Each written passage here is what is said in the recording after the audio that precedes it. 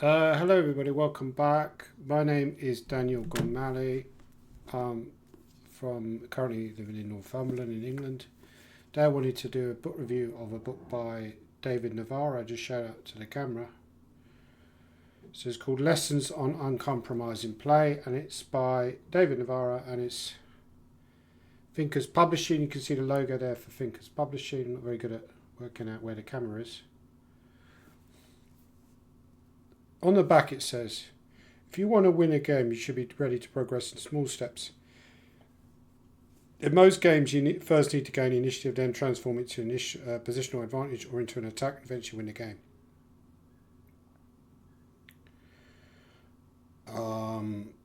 Yeah, he goes on to say, to gain initiative, you do need to sacrifice some material or play somewhat better than the opponent. So he took what he discussed in the book. Actually, is quite interesting. He talks about how he's like a fighting player, how he rarely takes draws unless he sees no chances to win the game.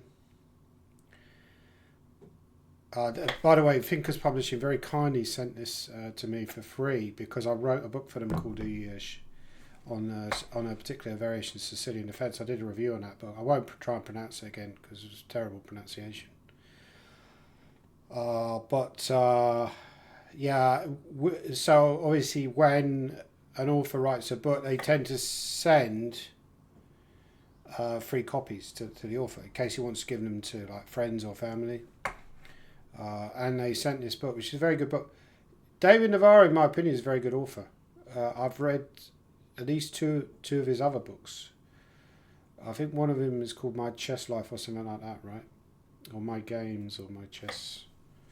There's also one he did with Jan Marcos. I can't remember the name of that. But it's kind of similar to this. But in the first book, he has a lot of interesting anecdotes. And he talks about his sort of development as a player. For example, he talks about a scary incident he had where he got apprehended at gunpoint by two policemen. But he weren't sure whether they're policemen or not. I think that was in somewhere like Poland, right? Anyway, in this book, it's quite interesting. So he's basically divided into lots of different chapters. He talks about the driving seat, fight for the initiative. You know, a lot of authors that wrote books during the COVID lockdown, or they got inspired or got an idea to write a book during the COVID lockdown because there wasn't much else to do. I think that's kind of what the feeling I'm getting in this book as well. I did read the whole book, by the way, because I made a mistake in the past of doing reviews on books and not bothering to read the entire book. Yeah, the idea to write this book came in the summer of 2020. I just finished typesetting 2 books for publication. The COVID-19 pandemic was still around, but looking less dangerous a few months earlier. And he mentioned that his friend Jan Marcos, who I believe he's written a book with, suggested that he should do a book on uncompromising chess. He said that Believsky had already written a book with such a title, so eventually opted for a slightly different one. So not uncompromising chess, but uncompromising play. So I'd be quite interested to get that Believsky book, because Believsky is also known to be a hard worker. Navara is a Czech GM. I believe that's where he's from. There were a few Czech players who weren't from there originally. For example, I think he might have been overtaken in a rating list by this guy. I can't remember his name. I think it's something like Nguyen, who he mentions in the book actually briefly, who is from the Philippines originally, but now based in Czech Republic, and he's improving fast. He's playing the Challengers B group, and he's probably up there in the Challengers B group, potentially a chance to win and qualify for the A group. Now, I think Navara has also played the A group before in Viscount Z, having qualified via the B group. I nearly got into the C group once when they had a C group. They no longer have a C group. I think if I won my last round at a tournament in Groningen in 2013, I would have got through to play in the C group, but I didn't win my game. I lost it, and so I didn't get through. So there was a very sort of like, almost like a Hannibal crossing the Alps kind of circuitous sort of route to the A group. I'd have had to win the C group, qualify for the B group, win the B group, and then get into the A group. And then you play Magnus, people like that. But Yeah, so what I'd say about this book is if there's a negative about the book, you know, I like to be honest with book reviews, by the way, because there's too many book reviews where, you know, you get this stuff on Amazon and, you know, reviews. What you tend to find with film reviews is they're realistic. There's like a site called Rotten Tomatoes. It's very realistic. You know, you get very good films that are given good reviews, and bad films are given bad reviews. It tends to be. I don't know if you have you ever seen a film called Grave of the Fireflies? I saw that the other day. Really good film, by the way. So I'm going off on a bit of a tangent. Navara's probably watching this video saying, "Get on with it, good Melly. Get on with it. Get to the point." Yeah, really sad, touching film about this his family in Tokyo during the Second World War, and they're trying to, you know, escape from the war, and very, very sad film. Watch the film; is very highly rated. But yeah, on Amazon, pretty much every chess book gets like a 5 out of 5 rating. That's not realistic. Very few books. I would say I would give a 5 out of 5 rating to, or a 10 out of 10. I'd probably mark a book out of 10. Well, I'd say this book is slightly negative for me. Is that it's a little bit samey in the sense it's just a lot of Navara games. It's not all Navara, by the way. There are other players in the book, obviously like his opponents, and other games played by other people. And it's also the chapters have a similar sort of feel to them, but that's not necessarily a bad thing. You know, what you tend to get with Navara books is a hell of a lot of very good analysis. And he also gives a lot of puzzles, which I quite like. You know, so there's an interactive element to the book as well. So he's very, very good calculator, Navara. He gives a lot of analysis. He's a very nice guy, actually. He got into the news recently, chess news, you know, stuff like chess. Well, who hasn't recently? Let's be honest. But Kramnik was throwing shade on his performance, so not directly accusing him, but you know, mentioning some people who spiked on Title Tuesday or something like that. And Navara's name came up, and I think he sort of like said he got very emotionally affected by that. And he also, funny enough, he was actually one of the people that flagged up Rousis, because Rousis was originally not from the Czech Republic. He was from, I believe it was somewhere like Ukraine, maybe he was from, or Russia. Latvia he ended up at. I'm not sure he was from Latvia originally. Might have been from Latvia. Lithuania, I'm not sure. I think he was from Ukraine. Then he went over to one of these Caribbean islands, but then he came back to Czech Republic, and he was, during the time where he was cheating, he was representing the Czech Republic. And Navara played him in a game, and Navara mentioned how Rousis kept going to the toilet, which made him suspicious, made Navara suspicious. And he also offered a draw, you know, in a decent position, Rousis in a good position. But because Navara was suspicious of him and felt like he was relying on the engine, he thought that he could have good chances to outplay him later, so he turned down a draw.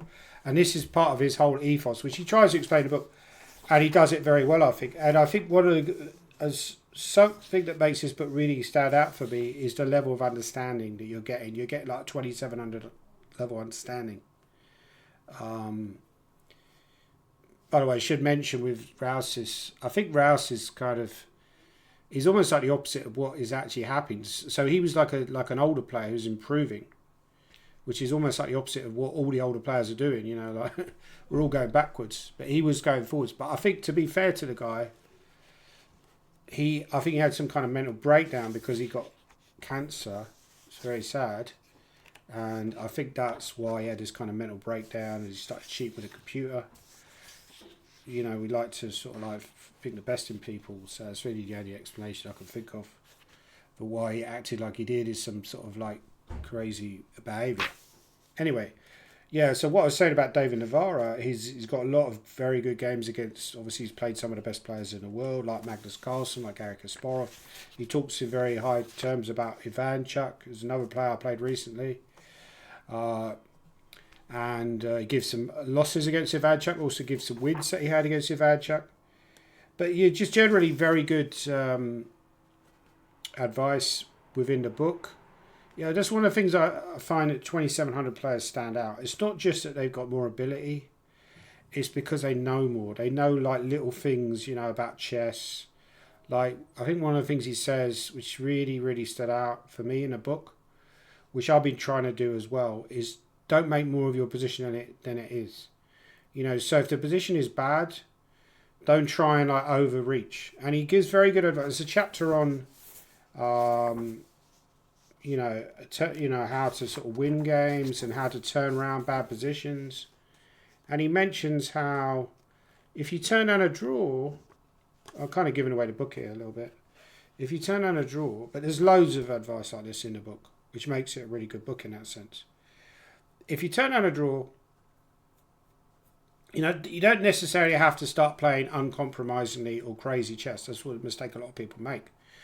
You know, that's a very good logical thinking. You know, people turn down a draw and they feel they have to press. But he's kind of giving that. He gives it, so basically to sum up, at the end of the chapter, he sums up some of the stuff within the chapter. So overall, a really good book, I would say. One or two slight negatives for me, because I find now with chess books, I've noticed with my books, a lot of it's like me just giving my own annotated games, and I'm not as strong as Navara, so that would be less interesting than most people. But you know, it's like rows and rows of annotated games. But what I would say is they're not like incomprehensible. All the variations given are very well given. They're not like overwhelming. They're you know, they're very well explained. You know, it's not like pages and pages of incomprehensible analysis. It's all very, and it's a book you could reread over and over again, because it does have a lot of stuff in there which is, and I will be reading this quite a lot actually, because I think there's a lot of stuff in there that will help you to improve. Genuinely will help you to improve. So overall, a really good book, I would say. Like I say, just a negative is possibly it could have slightly more variety to the book. And also, I wouldn't say it's completely unique. I've seen types of books like this before, but when you're essentially buying a lesson with a 2700 GM, and what's the price on the book? Not sure what the actual price is. If I had to buy the book in, I would guess about €40 maybe. It should say somewhere on the book how much the book costs, which is kind of weird. Doesn't actually say. There's also got advertisement for other thinkers publishing books. My book isn't put in there. Not surprising. How Spassky won the third World Junior Championship, Antwerp 1955. Oh, I think my book was released a little bit later, by the way. The Imparable Logic and Psychology in Chess by Slatanovich. Modern generations have their first connection with chess through computers, not books, and that is wrong, of course. Young players prefer to memorise than to understand. So that sounds like a very interesting book, actually. So you've got lots of very interesting books. I mean, I said this before in a previous video, that Thinkers Publishing are like the nice guys of chess. You know, they're kind of like, I'm babbling a bit on this, but, you know, they're like the nice, you've got all these like bad people, right? I mean, I'm not going to name names, but you know what I mean? The bad guys, we know who they are, right? And then you've got the good guys, like Navara and Daniel Van Herzeli. Andrew Burnett is a lovely geezer. I know him. I saw him the other day. He was playing Huddersfield. He's a proofreader on this book. I believe he lives in Newcastle area. Yeah, so overall, a very good book. Lessons on Compromising Play. It's a little bit different from the other books that Navara has written. In a sense, it's more of an instructional book than, say, for example, his first book, which was also a very good book. So I would probably give this about 7 or 8 out of 10. I know that might sound harsh, but I generally don't give 9 out of 10s, 10 out of 10s, unless that book is really outstanding.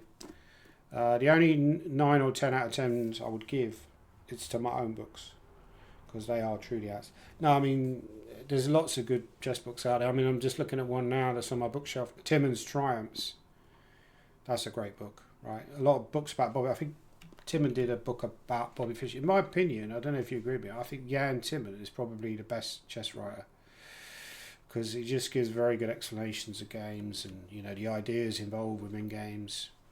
But it's generally, actually speaking, that the best players tend to be the best chess writers. So there are a few. So I mean, Rowson I wouldn't say was an elite player, but he's a very strong player, written very good books. Dvoretsky, again, not an elite player, but written very good chess books. Garry Kasparov's, all his books tend to be really, really good, right? Vishy Anand wrote this book recently. He's also my best chess games, or whatever, his original one. I think that was published with Batsford. And Karpov has written some very good books. Magnus Carlsen did one recently with David Howe. That was very good. So they just got better understanding. The stuff in this book that I couldn't have written, I haven't got that level of understanding and level of knowledge. And it's not just knowledge of positions or knowledge of, or just general talent, which is obviously a level or two above mine, but it's knowledge of psychological ideas, like I explained, you know, that people like even myself aren't really necessarily aware of. Anyway, that's a review. I'll leave the link down below so you can buy it, but I would recommend, please buy this book, because you need to support chess players and support Thinkers Publishing. They're a very good company. Lessons on Compromising Play by David Navara. That's a very good book.